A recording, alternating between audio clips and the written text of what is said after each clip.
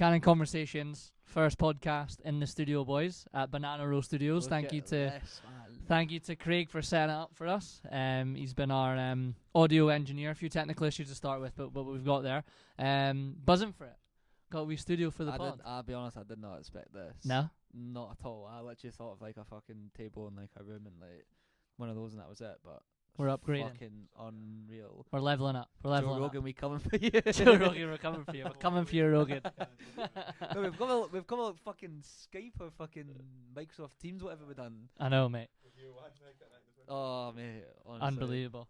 Well, listen, it's a funny day, but a great day to have the first pod because Jurgen Klopp has just signed a 2-year extension at the greatest football club in the world. So, Matthew, I'm going to pour myself a whiskey for the first podcast in the studio, and because Jurgen is going to be a Red till 2026, so I'll let you take it away with your thoughts on that to begin with. So, I'll let you only found this out an hour ago. So when did they release it? So there was talks of it, I think, late last night, and then this morning they've released it saying that he signed. Right, so I had no idea. I came out from work and I was like, someone messaged me like, "Oh, are you buzzing?" I was like, "What the fuck are you on about?" I thought they meant from the game last night. I was like, "What about Liverpool?" I was like, "Yeah, I'm buzzing. Like, we're fucking going to Paris or whatever." I was like, "Definitely, I'm booking my fucking flight now. Like, fuck this." And like, nah, he signed it extra 2 years, and I was like, "What?" And I went on Twitter. Obviously, and it was my whole Twitter, and I was like, "You know what's really weird though is I actually never even thought of it. Never once did I think like, oh, he's gonna extend his contract. Like I don't know why I never really thought of that. I was just like, we've got another 2 years. Let's just fucking like enjoy it. But now he's done it. I'm like, mate, like why else would he fucking leave? You can tell he's buzzing. He said his wife is absolutely buzzing to be there. He's kept all his staff, which I think is the absolute main thing. Yeah. So fucking right, man. Because like to be honest, we're absolutely unbelievable right now. Like I obviously text you guys today saying like I'm over the. I've been maybe a bit too cautious in my head of like let's not chat too much about Liverpool, and obviously it's not Liverpool. We're a general football podcast. At the end of the day, Liverpool are currently the best, if not the second best team in Europe right now with Man City, right? So you can't if it was Man United or if it was anyone else, we'd be talking about it. So like it. With how good we are, there's been a little bit of me that's been like, oh, he's not got long left, like 2 years. Like, oh, one. So the 2 year extension I think is huge, just because, like I said to you earlier, Matthew, like, players come in will be thinking, well, I want to go there, but Klopp's might be leaving in 2 years, so should I? So just that extra couple of years, because he's never rebuilt a team, right? Because obviously he was at Mainz, couldn't do it there, smaller club. Dortmund always lost their best players to Bayern Munich, and now he's probably got himself to the first time ever in his career where he can actually maybe go, right, I'm going to rebuild a second team and go from there. So it's unreal. So on that, I feel like, see our signings recently and kind of how we're going about things. You have to remember now, so Klopp's come in and like your likes of like Hendel, Milner, now you're looking at Van Dijk, Salah, Mane, they're all coming past 30 now. Yeah. That's the stage they're getting to. Obviously when Klopp came in and brought them in and stuff, I feel like his extra 2 years extension is kind of like, I want to evolve this. I need more time to evolve this. Like, an extra 2 years is a long, long time. Like, and I feel like he's looking at all these players that are 30. We're gonna like losing the likes of Hendel, Milner, these guys. I don't know if we'll lose them in that. Maybe we will lose them in that time. I don't know. Milner maybe like. Van Dijk definitely doesn't look like he's 30, but he's, you know what I mean, he's at his prime type thing. But I think that he's looking at it and thinking, like bringing in Konate for example, 22 years old. He's not chucked him straight in. He does this with everyone, right? He needs time to bring players in, develop them. I mean, Diaz seems to like come in, and after a few months have submitted him, he's literally got a place in that front three. Which not even a few months, he came in straight away. That's what I'm saying, which is unbelievable. Which I don't really think he's done with a lot of players. Diaz is the only player he's done that with. He's kind of just said, I reckon there's no doubt Konate could come in and fucking be unreal. I mean, I know he's playing the cup games and stuff, but in the league, I have no doubt. I honestly think next season, him and Van Dijk are just going to be ridiculous together once they play loads together. But I think looking at it like that, I think he's thinking, I just want more time here just to evolve it and see where it can go. Yeah, what do you think, Scotty, as a closet Liverpool fan? I'm not in the closet. Then we'll move on to City. I'm not coming out of the closet. Mate, look, after the game the other night, or last night, you've seen a guy look so comfortable and so happy. Like, the whole culture around that club, he's hugging, like, man, he comes off, gives him a big hug. It just looks. Why would you give up that? And as Matthew says at the time, with a few players moving on, is an amazing time for him to be manager, bringing a few young guys coming in. It's a fresh challenge for him, and that's what he said in his comments earlier. He said that the club just gives him energy. He said it feels like he's not got that stale feeling. And why would you? When I mean, they were talking about it today on TalkSport as well, and it was like, they were basically just exactly what you said.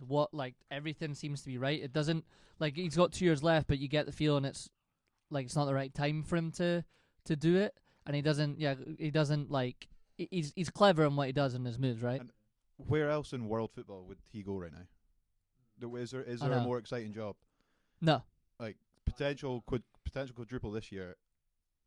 Great opportunity to win the Premier League for another couple of years, Champions League, and with the players he's got, why would you move on? Is there another job for him to go to?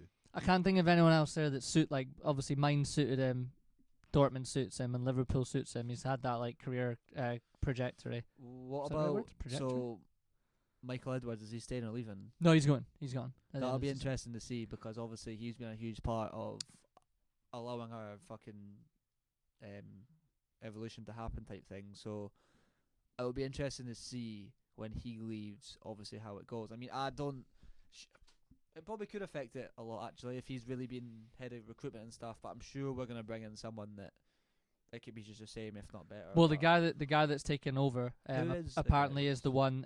I forget his name. I'm going to pull it up now, but apparently he is the one that did the Diaz deal and stuff like that. Really? Michael Edwards obviously helped him out, but he's kind of put it off. So it's a guy that's kind of shadowing him right now.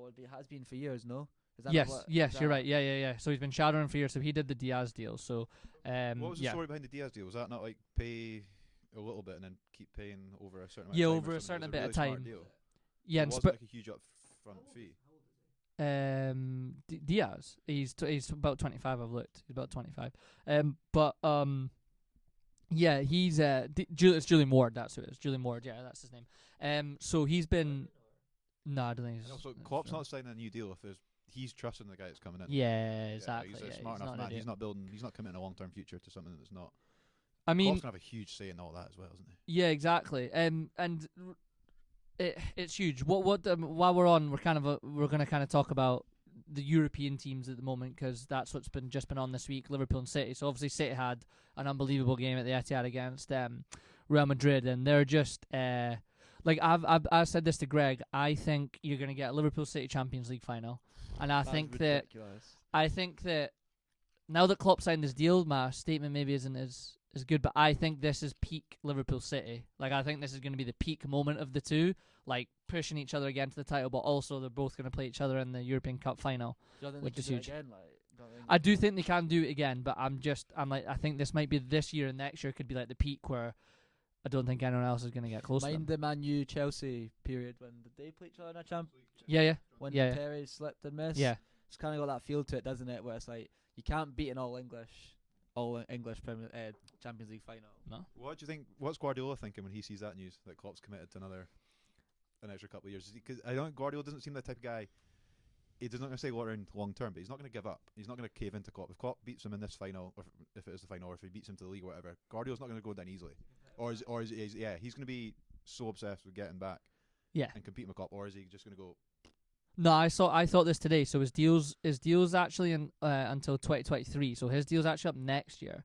So I think that he's the type of guy that wants a challenge. Yeah. He's the type of guy that wants a challenge. But it will be interesting. Obviously texting the group chat today to Blackie and Tom, kind of half winding them up. But I'm being serious. If he doesn't stay at City, surely Liverpool have got a decent chance at a couple of titles in a row. I mean, you never know. But same situation. Where would Guardiola go? Go back to Barcelona and rebuild that? Or there's enough. You want to be as a guy like Guardiola. He wants to be going up against the best, challenging every week. He has to be on it. There's no other place in Europe at the moment, is there, that's going to demand that much from him? Him and Klopp don't strike me as type of guys that would go back places. I think once they've been there and done it, they're like that's been done. I've done that. I need something new. I need something fresh. Maybe go back in terms of director roles or stuff like that. But I don't see either of them ever. I don't see Pep going back to manage Barca. I think he's I did that. I achieved what I needed to achieve. That's part of life, and I've done it basically.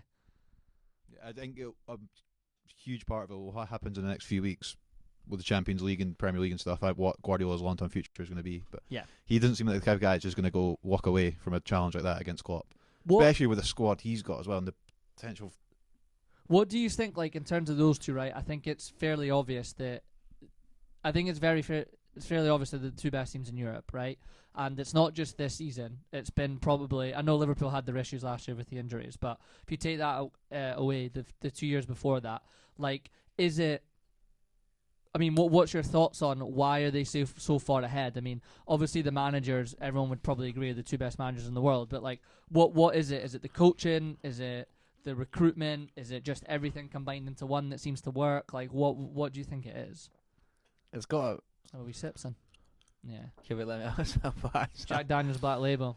Having a wee. Do you mind when I've had COVID? So typically, right, I can't. Walker, sorry, Black Label, not Jack Daniels. So yeah, I cannot drink whiskey. Like Josh knows, like, mate, like if I have a sip, like I'll literally be sick. But when I had COVID, Yeah. I mean, no other lie. See that? I could just down it and like not even flinch and be like, what the fuck? Nah, I mean, I just like downed like that, and then I wasn't drinking. I was just like, a wee nip back. Yeah. Don't smell it before you taste it if you don't like it, mate. You gotta have a wee whiskey and smoke. But yeah, what do you think? It's like, just it's everything. It's got to be everything. But it's you have to look at them as the way that the club is run as well. It's literally from top to bottom. It's I think it's in terms of, like, obviously you've got in terms tactically and in terms of man management, you can clearly see the two best. But I just think that it's just a great fit for both of them, and just it's literally you could literally go through. So you could literally go from like the top to the bottom of the club and just be like, it's literally how it's everything. Is this the new standard for modern football in terms of how it's played and like you just said with everything else around the club? Is this like how football needs to be now to be if you want to be successful at the very? Hasn't always been like that. Well, like you used to. How would it differ? You wouldn't have sporting directors and stuff, right? Before it was the manager. Yeah.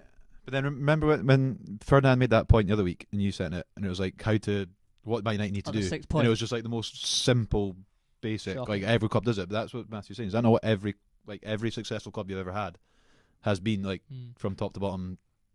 And tick all those boxes. Yeah, tick all those boxes from like every part of it's done well. Otherwise, it wouldn't be.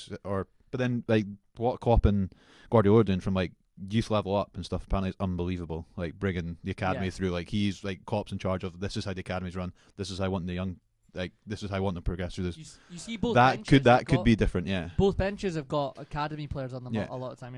You know, like City's the other night has like those Cole Palmers and those guys are always on the bench and stuff. So like I agree with you. They're not just first team. Like, did you see the Gerrard overlap with Neville? And Gerrard was like, he doesn't so much like Klopp wasn't so much. I think Gerrard had the 18s maybe at the time. And Klopp said, look, don't take the 23s because I take the top guys and they come and train with me and then we get in the squad, so I might call someone up on the last day and then you don't have him, so you're not getting to build a team. So they really do focus on trying to bring those guys in. And Gerrard said that, and I'm sure it's the same at City, Gerrard was like, from the 18s down, he doesn't really tell you what to do, but from the 23s, you're playing the same way as the first team. You're playing the same as the first team. Yeah, I think obviously Klopp and Guardiola and these people are getting all the credit, but I know they're the first to say it and it's really cliche, but I think the people they have around them, that just in football typically goes really unnoticed because they're not the face of it. I guarantee you Klopp would say he would literally not be where he is without someone like Pep Linders behind him, because honestly I could fucking listen to that guy speak about football for fucking ages. Like, he's fucking that good. Like, and I don't even know who City's assistant is. Who's City's? Do you even know? I mean, I only know this shit about Liverpool just because obviously, in terms of like you could ask loads of people about the club in terms of assistant coaches and that. That's what I'm saying. It goes unnoticed, but like guys like Michael Edwards, like by the way, like Klopp Klopp isn't running the sessions and that. To me, right? This is where for me, Klopp and Guardiola, when I see it in terms of football terms, are a little different.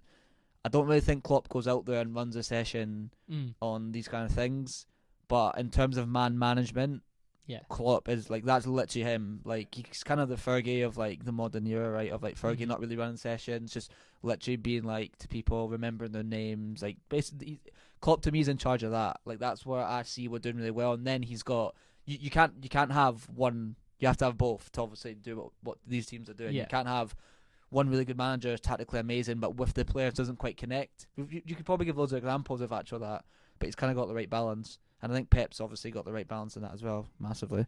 Yeah, and I've obviously been there as well, and so have you, Matthew. And I guess you kind of said like the private coaching training stuff, but I've obviously done the coaching at a youth level when I was like the head coach, and I did the high school stuff with Ben. And obviously, it's different, way different levels. I'm not trying to compare it, but like you do need, when you've got like a team and you're going in a season with a high school, like you need a staff, right? Like times where I would say stuff to Ben on the bench, like Brian Little or whoever we had, like stuff like that. Like you have to pull from those people, and you need those people to do those things for you. So I totally agree. Like it's there's so much they've got right now. They've just got everything right, and I keep saying this, and I'm not trying to wind people up, but until those two leave, I just don't see anyone else beating them. Another point on that, with the way football's gone these days, with all the money, the huge squads, and a lot of expensive players to keep happy, Klopp and Guardiola do that unbelievable. Like Guardiola even more so. He's got like a bench that could start. That could be a first team for any other team to keep them all happy and rotate them. You don't hear much complaints or stuff kind of about that. And then that's what's about the Klopp point. Like how happy, like Mane's walking off absolutely raging. Klopp's quick hug, right, over and done with. That whole culture he's building is like that's long term. Yeah. The way he praised Origi, yeah. Like, see, Michael Owen was like, if I was Origi, like I don't know why I'd be hugging my manager if I'm never getting to play and stuff, never plays me. Then, and then what he says about Origi, said Origi will start for any other club he goes to, he'll start and he'll be a great player for them. But why has he stayed? It's because of people like Klopp. Do you know? I was saying this to Greg, right? And we'll move on to the Europa League after this with Rangers and West Ham and stuff. But I was saying to Greg, do you know what's interesting? I find is that I would probably do it this way as well. Like if I was in that position, I would do similar to Klopp in terms of like there's a clear 11 that consistently play, bar the odd position or two. Whereas Pep consistently rotates, right? Like we all do fantasy, and you don't have Man City players in because you can't trust Pep's thing. But like, how does he keep the consistency in the games when he's not keeping the same team? Do you know what I mean? Like how do you rotate on a weekly basis? So you need rhythm, right? You need rhythm as a player. But I think his rotations are really clever. He doesn't, if you notice, he doesn't leave Raheem Sterling out for a month, 3 weeks. Like I think his rotations, those rotations are probably planned well in advance. Also, there's obviously loads of things that come into it, injuries, like whatever. Yeah. I think his rotations are really clever in terms of keeping a player with the rhythm, because you need rhythm to play. Like you need rhythm, playing. But I think his rotations is really clever because it's not so long that you're losing that rhythm. Yeah, you know what I mean, because that's my thing. Like I agree with you, the rhythm, and he doesn't seem. And I think Pep almost prefers. Well, I think you're starting to see. I was going to get to this point as well, but I think with Pep is, I think he likes having specific types of players playing against specific types of teams, and I think that's what he's built. Like Grealish might suit a certain team, Sterling might suit a certain team, Mahrez will suit a certain team in terms of where he feels the weaknesses are, where they can get them. And I think that Klopp, obviously, when he came to Liverpool, and Liverpool not having the same money that City do, is now starting to build that squad where he can maybe start to do that. Like, well, this week I prefer Diaz instead of Mane because of whatever the reason might be. For the matchup or for the team or for what the game plan is, And they seem to do an amazing job of like brings in Jesus. He goes off on one. He brings it in at the right time. He used to do that with Gundogan. Right, this is the game for him. Give him confidence and then let them go off on one. Yeah. This is why we've hit the next level, because however long ago, half a year ago, whatever, a year ago, if I sat and said to you, what's our front three going to be, or a midfield three, you could leave our back four. It's never you don't change our back four, right? Like it's one of the things you don't really do typically. But if I said to you against Newcastle, what's our front three going to be? Salah, Mane, Firmino, wouldn't you? What now? Oh, sorry, back then. I'm saying now what our front three against Newcastle. No idea. I think Salah plays every game. But this is the thing, though. It's not like no idea. Fuck, I hope it's that. Like I'm literally like, if our front three is just any of them, I'm like sound. Doesn't matter. Yeah. Or midfield three right now, like with Thiago coming in, sometimes Cater's gonna get in there. Like I think like this is like we're literally hit that point now where we've got such a good squad, which we haven't had under Klopp yet. Like it's taking time, it's taking a shit ton of money and all that kind of shit. But we're finally there at that point. They're the two best. They are the two best. Europa League's on right now. Right. Scotty, the Teddy Bears. Before we go on that, go ahead. Yeah, go ahead. Does that Klopp deal 2 years later, is that giving Gerrard time to get his shit together for Liverpool?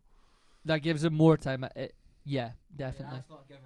It's not given. I'm not saying it, but I'm just saying. It's the pipeline dream, isn't it, Yeah. for Gerrard to come and take over when the league. Give him another couple but, of years. Like honestly, that's even I was thinking that that I was like, Do you think Klopp's 2 having a years say? of Do you think Klopp's planning for who's coming in? yeah, I think He seems like the type of guy. yes, He's in with the club saying, "This is who I want when I leave."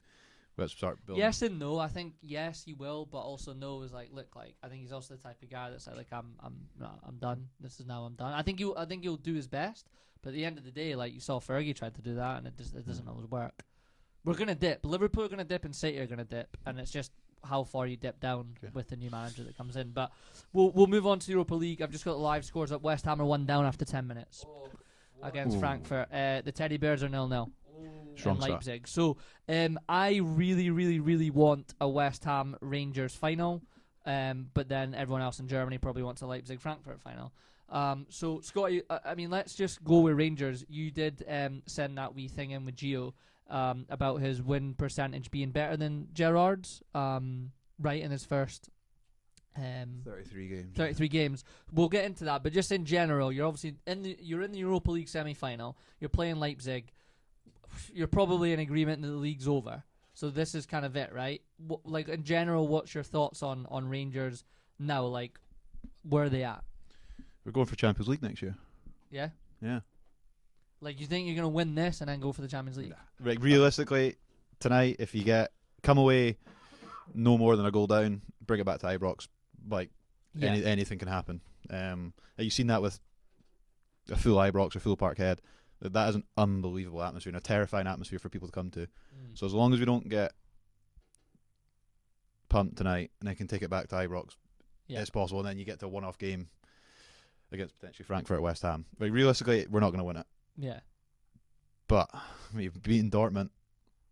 Yeah. And if we get through tonight and get back to Ibrox, it's one game, one final. If you can get them back to Ibrox, I said that when I did it with AJ and Cami. If you can get them back to Ibrox, huge advantage because Ibrox is one of those places in Europe that's extremely difficult to go if you're in with the game. And like you said, I mean, this is probably what you've got left to play for, and it's absolutely huge. Yeah, and obviously the league at the start of the season, the main objective was to win the league, given what Champions League is. But then this run in Europa League, nobody generally saw coming. Yeah. Especially after getting drawn against Dortmund. Get into the final of the bonus, win a Scottish Cup, but we need to either win the league or Europa League for next season. Because Champions League is so big. What's like, obviously we talked about that stat that you said with Gio's better win percentage. Like, what, before I get into it, since Gio's come in, what have you noticed? Either good or bad? Both, right? Are there a difference? Start off on a positive. I've seen, tactically wise, he's not scared to change it up. And with Gerrard's downfall was he had that system. He had his 4-3-3. He had his fullbacks pushing forward. And if that didn't work, he was like, okay, right, we're subbing off Kent. We're putting on Sakala. It's just a like-for-like sub. There was no... It worked in Europe because that style definitely worked in Europe. But when it came to Scotland and we had playing Motherwell with 10 men behind the ball, it was like, well, we better shoot from outside the box or we get a penalty. Yeah. Whereas with Gio, different tactics straight away with the way he uses fullbacks. But like at half time there's been a couple of times at half time he's just hooked the left back and he's gone, right, we're going to go 5 at the back. We're totally changing it up. And that, I think, makes him a better manager in terms of understanding the game and the risks he's taken. Fair.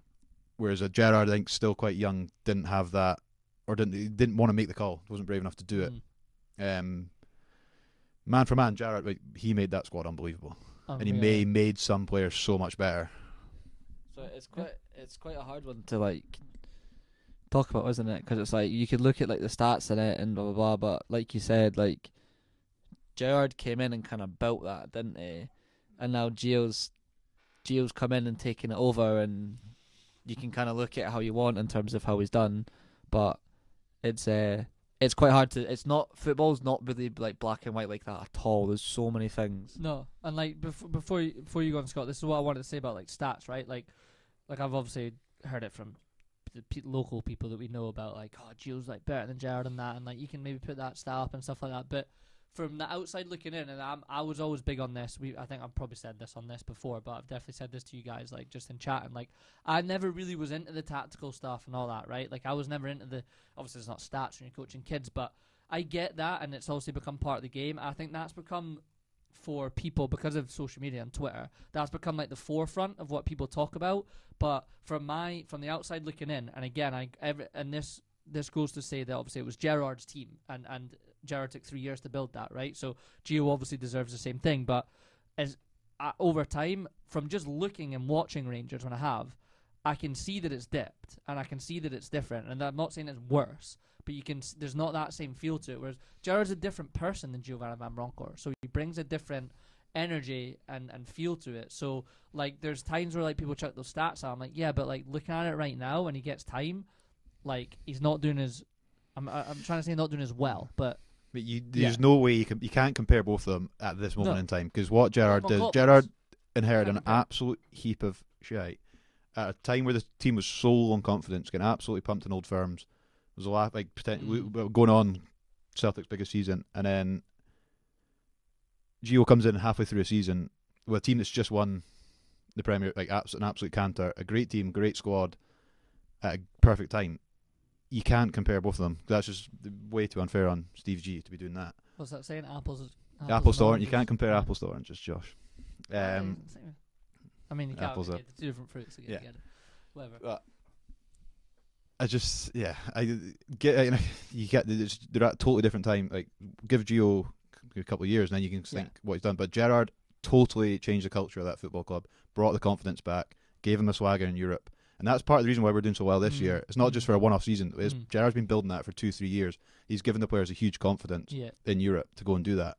And that place was horrible before. Like, it was toxic, the way the club was. And now he's made it, totally changed the mindset of players like Tavernier, made Ryan Jack and things like that. Like he's done something with them. And that's taken years for him to build. And then Gio's come in. Do you feel like if you don't, let's say you go out in the semi, even you get beat in the final, you win the Scottish Cup. I mean, will you just be like, right? I mean, we had our manager leave. We've got our new manager in. Will you take? I mean, obviously, what's a good season? Yeah, basically, now because it's changed right now. Right now, what is a good season? If you're being realistic, right now, win the Scottish Cup, get to the final. Get to the final. Yeah, get to the final. I mean, that's an unbelievable. The critics, the people will say, "Well, we didn't win the league. The league was a priority." Yeah, of course it was. But then to do what we've done in Europe, potentially win a Scottish Cup and go pretty close in the league. How much money do you get for Europe? What's like? Do you know like? What for winning? No, just financially. Like, is it huge for Rangers right now? It is. Well, yeah. To keep going through the rounds, yeah, it's huge, but it's not as big as actually getting into the Champions League next year. Massive. And also, if we win. The bastard, man. Celtic anyway, win the league and reap all the rewards. But Celtic win the league, we win the Scottish Cup and win the Europa League. Well, I'll take that all day. Yeah, you definitely would take that all day. To be realistic, we might not get through Leipzig, and then if we do, there's no guarantee. Like it's West Ham. West Ham. What's that? But before we go, I hope that my dream would be I would not be any happier if we make it through to the final. Yeah. And Morelos returns on the night. John Cena coming back to the Royal Rumble. He's back, and Buffalo comes out for the final. Yeah, you can't see me. My time is now. Right. That'll be massive. West Ham. I want to talk about Declan Rice because it looks like he's not signing a new deal, or he's holding out for a very, very good deal. I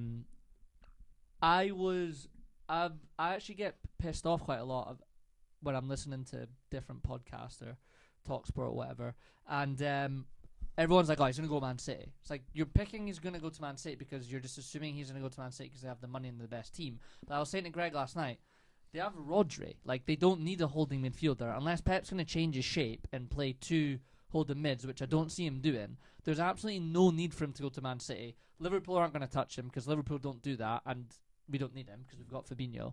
So the only two teams are Chelsea or Man United. Now, the Man United one is interesting because it's a fresh approach, and Ten Hag could sell him on and bring a Man United back, right? So, first of all, they're talking 120 plus.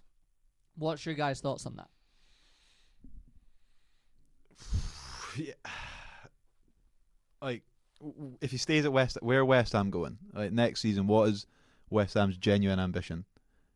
Agreed. Top 6 finish in the Premier League. That could be then in maybe like Champions. If they maybe they could potentially get Champions League this year. Mm-hmm. Like, what is a Declan? The way he is in his career, what is he wanting to achieve? Yeah. and I think that's what it's going to come down to.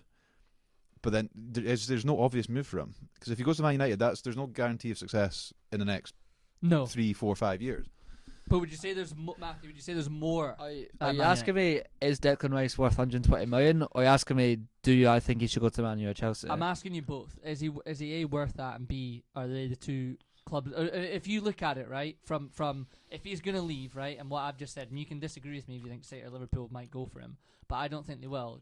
A, is he worth that, and B, where does he go? Declan Rice is not worth 120 million for a start. Like, Why that not? is ridiculous. Why not? Go on. I'm a huge fan, by the way. Yeah. Like, but 120 million? But hold on, What the fuck? I mean, right. So you have to think of it from West Ham. 120 for a holding midfielder? Like, that's ridiculous money. So you have to. And I know he's getting valued at that. I know that, but I'm sorry. Like, 120 mil. Well, Philip Coutinho went for 120 million. So what's the difference between Coutinho going for 120 and Declan Rice going for 120? Well, the Coutinho deal's a bit different though, because they paid it in installments. Yeah. But you could do that with Declan Rice. You could say we'll pay it in installments. I mean, I think that gets a little tricky. But anyway, here's the thing though, right? People say this. It's a business. Declan Rice has agreed their most valuable asset. So what the damage of losing him, you need to cover that cost. You have to cover the cost. If Declan Rice is worth 120 million, Ali Simpson's worth easy 12. Ali from the high highs. How many start games? 100 starts with a high. Shout out to Ali Simpson. The high. Yeah. If I'm going for 50. Then Jack Grealish to Aston Villa is 100 million. Exactly. So that's a similar size of club, similar sort of situation. Is he worth? What do you need to be worth 120 million? I don't know, right? I'm not sitting here and I'm a fucking huge fan, right? Like, I think just 120 million from it. That's mad. Yeah.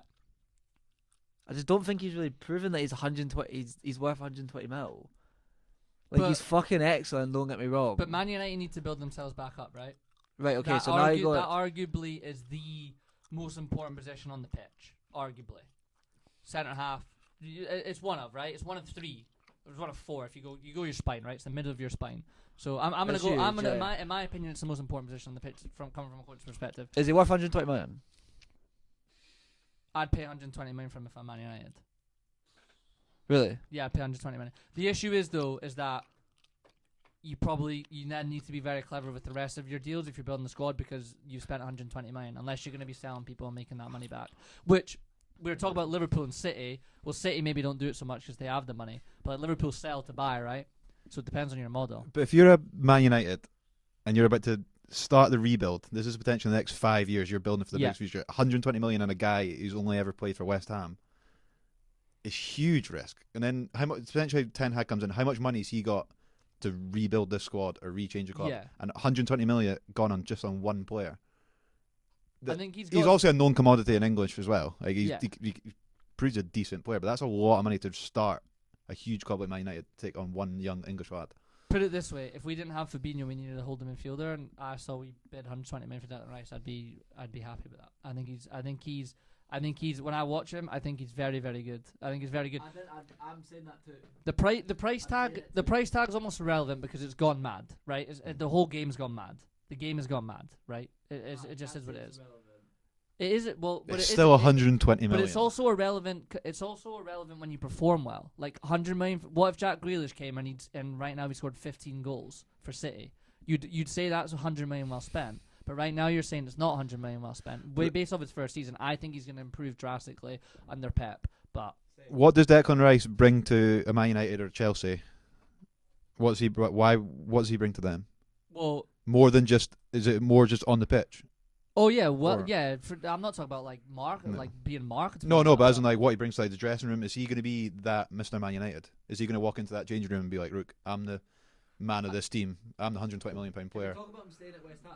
I mean, yeah. Go on. Talk about why is he not staying at West Ham? Go ahead. He's not. Go ahead. Why? What about the West Ham? Because it's an option. You absolutely could. Seems like a really, really loyal guy, and I could totally backfire me when he fucking signs 120 million. And breaking news on Twitter. I don't know, just the way like when you watch interviews or just everything about him, like West Ham have you equalised. kind of see that the Declan Rice. Declan Rice, Mikel Antonio. Oh, about time. You kind of look like he's kind of Mark Noble's apprentice, and he's gonna fill those shoes, and he's West Ham through and through. I don't know. No, it's Chelsea. But he seems like a total. He's a massive West Ham. He's a massive West Ham boy, is he not though? It's Chelsea. He No. grew up in Chelsea. Yeah, but I'm saying that he's a big West Ham boy now. West Like, Ham gave him a chance, right? the West way Ham he gave talks about it and everything. I'm saying he's trying. Correct me if I'm wrong, but he's kind of almost filling Noble's shoes, is he not? Here in terms of. But if you're He's a trying captain. Scott made the point though, right? If he feels that he is of the level to be able to take the next step and challenge the trophies, like I like West Ham. I do like West Ham. I always have liked West Ham. I hate the stadium, but I like West Ham. Let's be realistic. They're not challenging for any league titles or Champions League. But come the end of the season, they could win Europa League. They could be Champions League next year. And Declan Rice, as a young English London boy, get into the Champions League of West Ham. Obviously, when they get there, what's their ambition? We'll try and scrape through the group potentially. I don't know if it's always about challenging for that as well, though. Yeah, like, as you said, what does Declan Rice want? Maybe just Spurs- there's a Davy Spurs Moyes won it. Davy Moyes was on that High Performance the other week, and it's brilliant. And you come off listen to that, you're like, I would love to play for a guy like Davy Moyes. Yeah. That culture looks unbelievable there. Definitely. They're all like, and he's happy. He's living in London, having a great time, There's nothing wrong Start- if he he- does that, but running the He's- show at West Ham himself. he strikes me as the type of guy that's got to a point where he's established himself and he's a good player, and I think he wants more. I think he wants to be challenging for the trophy. It's so hard for us to sit here and talk about that because like we don't know him personally or anything like that. Like we have no idea. But I'm just saying, Text him all the I honestly think there's a what? Yeah, I text him all the time. I honestly think there's a chance that he stays at West Ham and he has ambition to drive West Ham on He's got 3 to years left on his deal. If I remember to getting that get in correct. the Declan Rice. So check it out as Matthew. Carry on, Matthew. But I'll check that out. huge fan by the way. I'm not I watch him play and I'm like he's fucking excellent. But I'm just trying to think of like someone else that might be valued at 120 mil and like I'm just kind of like that's fucking a lot by the way. That's a lot of money. He's 23. He's 23. That's insane by the way. He's a big boy as well. Man. Cunt's an 6'1". athlete and a half. 6'1" according to Wiki. It's an interesting one. I think that he's very, very good, and I think it depends on who Same. you are and where you're at. And I think it depends on who you're at, and I think where Man United are at. The only thing I would say about Man United is, like Scott said, is unless you're going to sell clever and recoup that money to then re-spend in the squad, that's really probably your only signing of the summer. I think this might be if you're looking at Man U Chelsea, I think Chelsea are going to have issues soon. I think they're What, with the state of the club, you mean? I think they are crumbling a wee bit. I think that has the recruitment been the best? I don't know. So I don't think something's right at Chelsea, and I think Tuchel knows it too, and he can't quite work it out. And Yeah. maybe he's the issue. Like maybe I don't know. There's Has he underperformed? what? Is he underperformed? You're right there, mate. Sorry. Is he underperformed?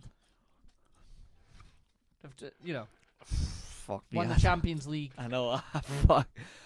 I don't know. I can't answer that, but I think there might be something a bit shady going on at Chelsea at the moment, and He's fallen out. I don't think it's He's too fallen good. out with Lukaku, for sure. That's not. They're not getting. I mean, I say for sure. In my opinion, I don't think they're getting on, or else he's not playing. And the recruitment model just seemed to be go out and spunk money on absolute superstars. that's always been it.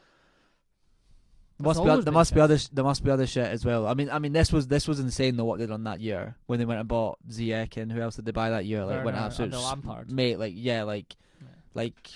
I don't know. Now that why would Declan Rice leave West Ham? So he's not signing a deal. Maybe he wants more money to stay at West Ham, which is if he wants more money to stay at West Ham, he's fully deserving of that. Yeah. But if you look at their season, they were for a long time challenging top four. Now they've but slipped they're away. not Yeah, now. they're never going. They were never They're like. not, But they're not. maybe their ambition is right next year. We're generally going to push for a place or Champions League. It could be an exciting. He's only 23. But But then what's the opportunity that Man United offer him to come to a club like Man United and say you're the main man. yeah. Look, you're only 23. In 5 years' time, you could be Mr. Man United. This is our ambition. It's a 23-year-old. You could get sold on that pretty quickly, pretty easy. My thing is that West Ham are going to be. I know I got it. West Ham are. I think the last 2 seasons West Ham have had almost like a Leicester opportunity of can you get in that fourth spot and get a bit more money and lure a couple more. And I think they've missed out, and I think other teams are going to get their shit together. But we need to wrap up. Does anyone you were going to say something there? We need to wrap it up time wise. We'll finish with some tunes in the background. We'll finish with a simple question. The big one. Liverpool quadruple. Yes or no? Scott Gillis.